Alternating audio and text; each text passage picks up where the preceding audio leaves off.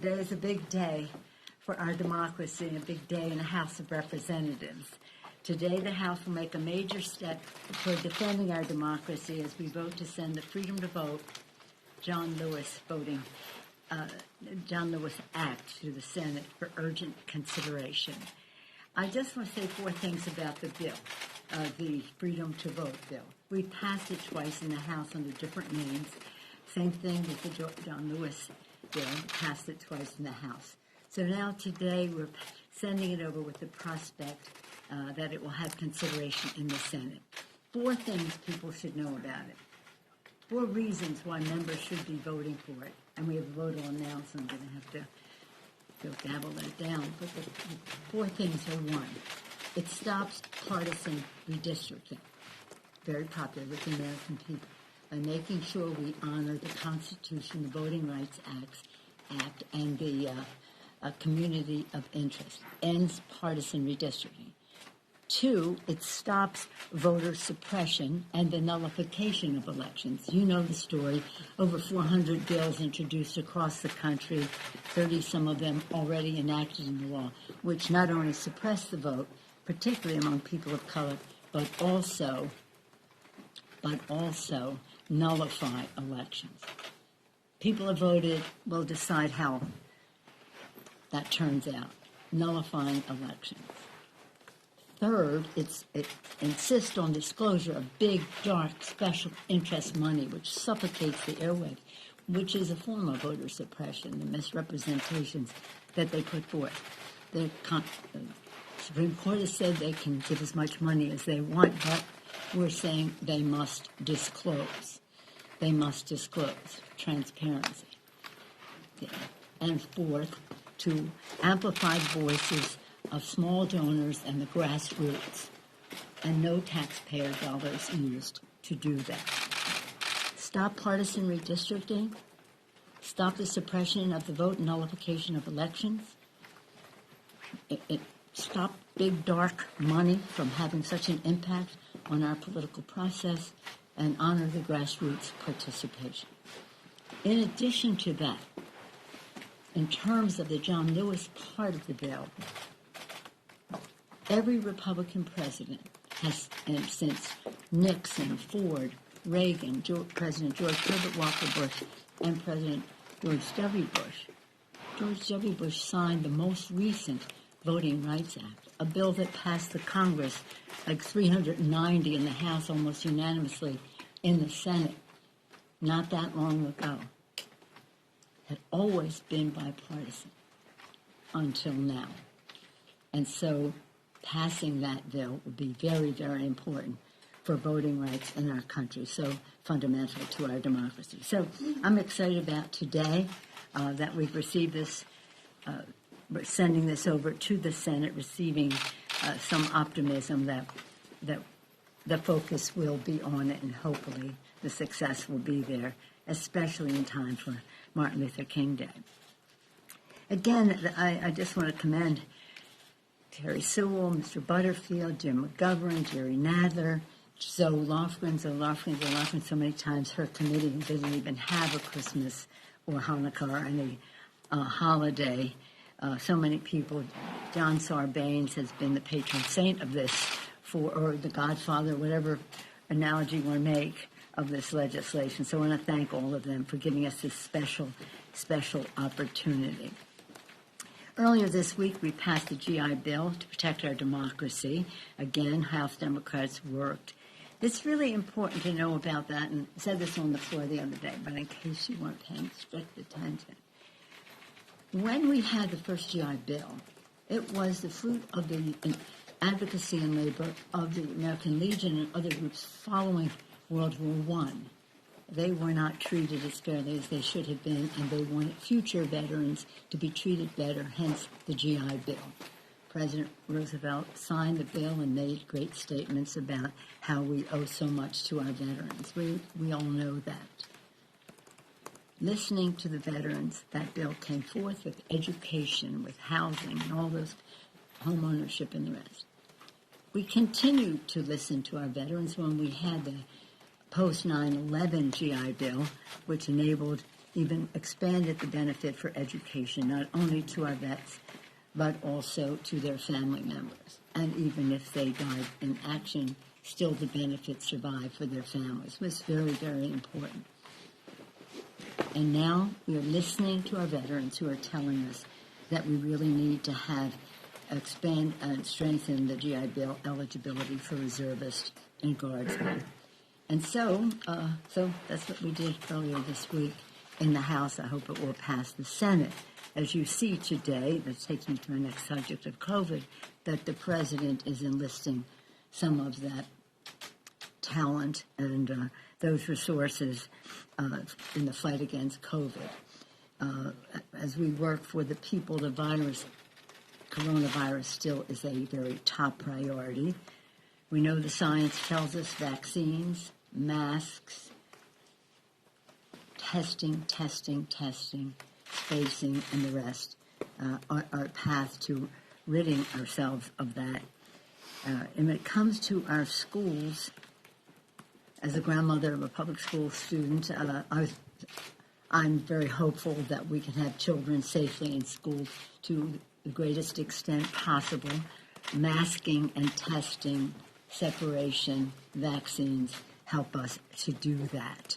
And I'm glad that the president has this initiative now for 500 million tests to be sent out, and then with the prospect of another 500 million tests, so that people know that they're surrounded by safe people. It's always sad to see the numbers. Nearly 850,000 Americans already died. We send our prayers, and our prayers, they and their families are in our hearts and our prayers. And yesterday we had as his final public resting event, Harry Reid lying in state in the United States Capitol, so appropriate for someone who did so much to make the future better for America. The comments that were said there, the show of support for him, the President of the United States, the Vice President, members of Cabinet, bipartisan members of Congress coming to pay their respects to this great patriot. Those of us who were at his funeral service, his celebration of life in Nevada, we hear two presidents, President Biden and former President Obama, making their remarks was quite remarkable. But to hear Harry Reid's children talk about him was something just glorious to behold. We would all hope that our children could even come anywhere in the same category of reflection about us as Harry Reid's children did. It was so beautiful. Now they took him home last night to Nevada, a state that he loved, worked for, always looked out for in every way. As I said, not only the environmental climate by protecting the beautiful natural patrimony of Nevada, but also the political climate by protecting their status in the presidential election process. He will always be remembered for his goodness. He was about family. He was a person of great faith, and he cared about the future. We will miss him. And so we talked about voting rights, GI Bill, COVID, Harry Reid. Any questions? Madam Speaker, thank you, Madam Speaker. Leader McCarthy says he will not comply with the January 6th Select Committee. Does he have an obligation to cooperate, and should he be subpoenaed if he refuses to continue to comply? Yes, I think he has an obligation, as we seek the truth, to help with that. But up to the committee as to what they do next. I see what you see. I mean, they make their decisions, they come forward, and I'm not prepared to say what they do next. But they'll be telling us. Madam Speaker. Is it problematic for the investigation if all House Republicans just have refused to talk to them? No, but we will seek the truth. We will find the truth, and the committee will use that. If they have said everything is on the table, at one point they said that in order to do that. I have confidence in the bipartisan nature of the committee. They are working very hard, as we can see in the public domain, with the product of their work, and I have confidence in them. Madam Speaker. And just to make sure I understand your position on this here, obviously you were punting to the committee, saying, they're the committee, they're investigating it, it's their That's charge right. to Yeah, decide. yeah. But a couple of years ago, when there were questions about contempt of Congress for Trump administration officials, you even referred to the quote jail that's underneath the crypt here, saying, oh, maybe we should do that. I mean, this is a particular issue for Congress. If you have members who are uncooperative, it is hard to get them with subpoenas.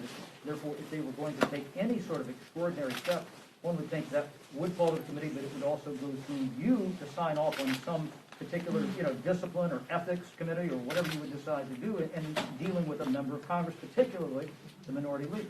Well, I have, as one who has served on the Ethics Committee for many years, longer than anybody else, have always said any issues about the Ethics Committee and referring things should not come out of the leader's or the Speaker's office. That's up to the process to put forth, and also now people can bring a charge from outside because we established the outside entity to bring something forward to the Ethics Committee. But I have no intention of interfering with the work of the committee. Absolutely not. They have their data. They have their testimony that they are taking. They know the path that they are on. I don't. I defer to their judgment. Yes, sir. Madam Speaker, you say today sets up a prospect for consideration Yeah. of new voting rights laws. Just doesn't seem to be a prospect for actual passage. Well, it may be. What's changing? Where is this going? Well, you have to go over and ask that in the Senate. But we do believe that what we call the For the People Act, and now called the Freedom to Vote Act, is a bill that very much had the input of Senator Manchin. As a former governor, as a former Secretary of State, he did great things in his state to, again, stop big dark money from having an impact on elections. He has a voter ID law that they have there that has been incorporated into this. So he knows the subject, and this bill is a reflection of some of his input, and hopefully he will defend his bill in terms of having it brought to the floor. But it's no use wasting your time asking me questions about what the Senate will do. You just have to go ask them what their next path is.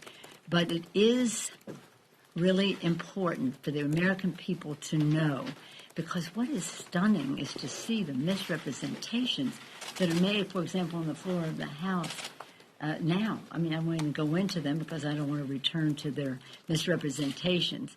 But the facts are, as I said, partisan redistricting, end that. Big dark money dominating politics, end that.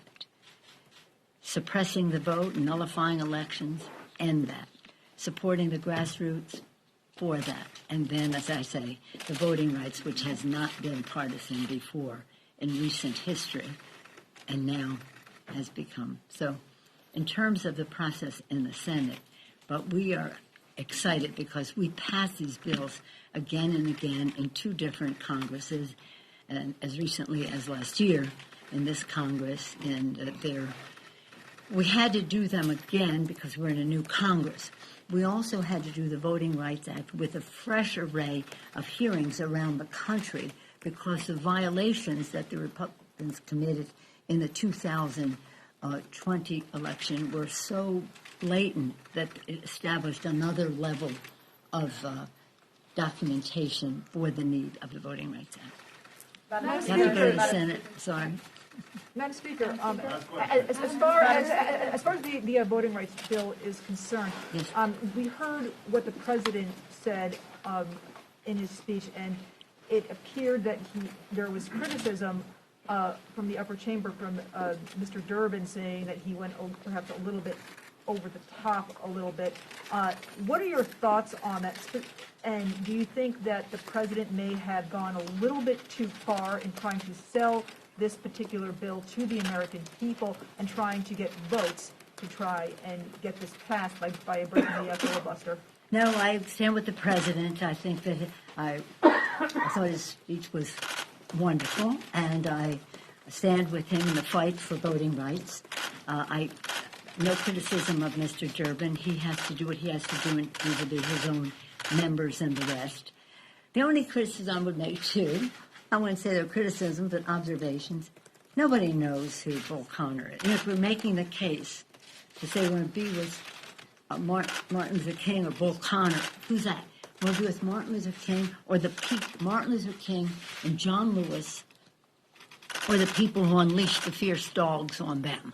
That's who Bull Connor is. Strom Thurmond, none of us have a lot of happy memories about Strom Thurmond. So again, since you asked my critique of the president's speech, I thought it was fabulous. I come out, congratulate him for it. It was well received, even among those who had some apprehension of what's going to happen with all of this next. So I thank him for it, and I stand with the president in the fight for voting rights. Thank you. I unfortunately have to go to the floor to vote for the bill, as well as gavel it down. Madam Speaker.